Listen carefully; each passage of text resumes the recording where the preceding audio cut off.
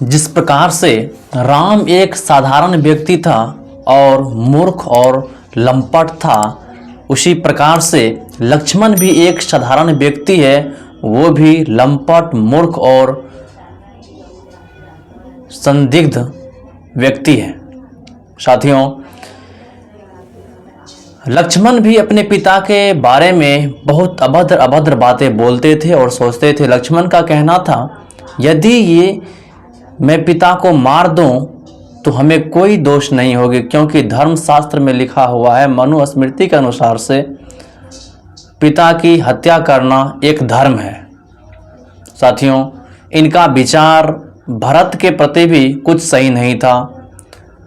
जब इस प्रकार की विचार इसके मन में आती थी, इसका आचरण जब नीच आचरण का था तो फिर यह किस प्रकार से महान पुरुष या व्यक्ति कहलाएंगे, इन सभी बातों की चर्चा हम लोग इस वीडियो में करने वाले हैं।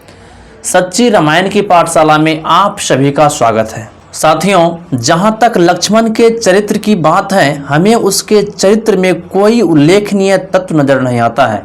साथियों, लक्ष्मण का जो चरित्र है उसमें कुछ भी उल्लेखनीय नजर नहीं आता है।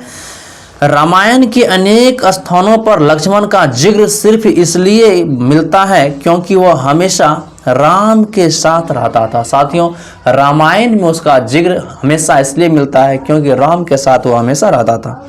कभी भी इस बात का पता नहीं चलता है कि वह औसत व्यक्ति से अच्छा था, यह पता नहीं चलता है कि वह किसी भी व्यक्ति से अच्छा था।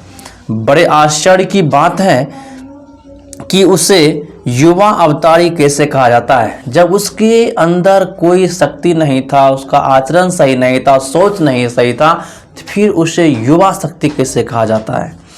साथियों, भरत से राजगद्दी छीनने के षड्यंत्र में उसका हाथ था।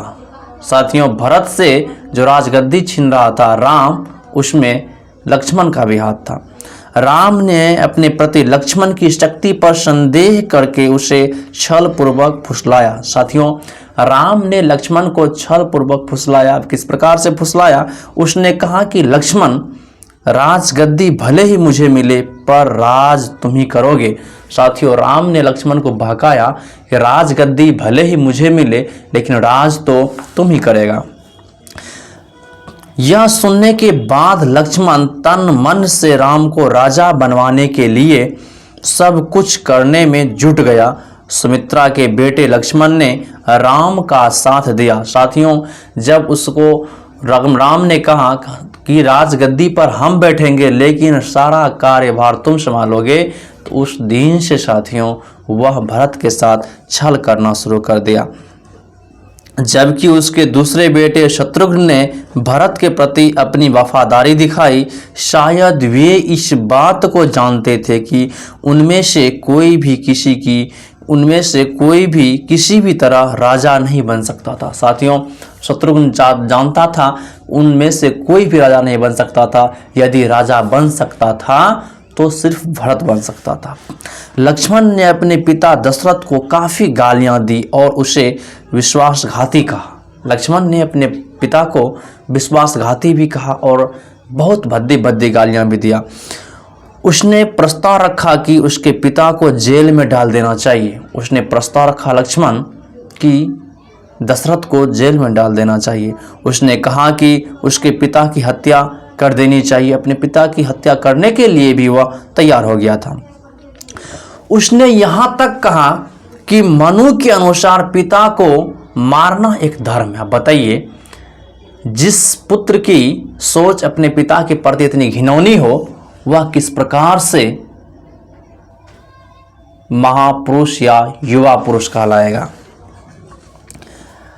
उसने कहा था, मैं भरत तथा उसके सहयोगियों को पूरी तरह मिटा दूंगा। उसने कहा, मैं भरत और उसके सहयोगी को पूरी तरह मिटा दूंगा। यह अयोध्या कांड 21 सर्ग श्लोक 3 से 7 में लिखा गया है। राम ने आहें भरते हुए कहा, यह ईश्वर की ही इच्छा थी कि मैं राजा नहीं बन सका।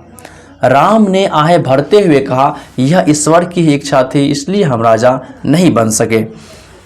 यह सुनकर लक्ष्मण ने राम की आलोचना की और कहा, ईश्वर की इच्छा की बात सिर्फ डरपोक और मूर्ख करते हैं। साथियों, लक्ष्मण खुद कह रहा है, ईश्वर की इच्छा की बात वे करते हैं जो डरपोक और मूर्ख होता है। लक्ष्मण ने राम को बताया कि तुम्हें धोखा देने के लिए दशरथ और कैकेयी ने अपनी पूर्व सुनिश्चित योजना अनुसार तुम्हें राजगद्दी देने के मुद्दे पर अलग अलग मत रखने का दिखावा किया है। साथियों, लक्ष्मण ने कहा राम से, दशरथ और कैकेयी जो है तुम्हें राजगद्दी देने के लिए अलग अलग प्रकार की दिखावा जो है या षड्यंत्र रचा है। लक्ष्मण ने चुनौती देते हुए राम से कहा, मैं दशरथ और कैकेयी को वन में भेज सकता हूं और तुम्हें राजगद्दी पर बैठा सकता हूं। लक्ष्मण ने राम से कहा, मैं दशरथ और कैकेयी को जंगल भेज सकता हूं और तुम्हें राजगद्दी पर बैठा सकता हूं। बताइए, जो अपने माता पिता को जंगल में भेज सकते हैं उसके बारे में क्या कहना, कितनी नीच हरकत है उनकी। उसने यह भी कहा, यदि तुम्हें खुद का राज तिलक करने का साहस नहीं है तो मैं खुद राजगद्दी पर अधिकार कर लूंगा और अयोध्या पर राज करूंगा। यह अयोध्या कांड 33 सर्ग श्लोक 8 से 11 में लिखा गया है। लक्ष्मण ने कहा राम को, यदि तुम्हें राजगद्दी पर बैठने से डर लगता है, तुमसे नहीं होगी, तो मैं राजगद्दी पर स्वयं बैठूंगा और अपना तिलक भी स्वयं करूंगा। साथियों, लक्ष्मण की विचार चरित्र कितनी घिनौनी थी, लंपट थी और मूर्ख विचार थी। तो यह किस प्रकार से रामायण के युवा शक्ति थे, हमें तो कहीं नहीं लगता कि यह एक युवा शक्ति थे, क्योंकि रामायण एक काल्पनिक ग्रंथ है और उनमें सभी पात्र एक काल्पनिक हैं। मिलते हैं फिर नेक्स्ट वीडियो में। जय भीम, जय संविधान, नमो बुद्धाय, जय मूल निवासी।